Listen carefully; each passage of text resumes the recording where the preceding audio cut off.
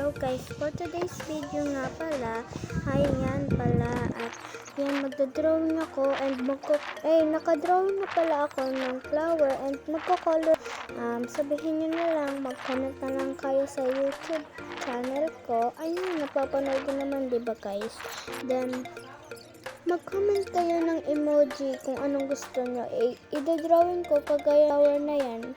Dinrawing ko siya guys, so please pa-comment na lang guys ha, pa-support and pa-subscribe naman, ayan subscribe and like and pa-share naman please. Then comment na kayo kung ano naman gusto nyong emoji ang isusulat ko or i-drawing ko.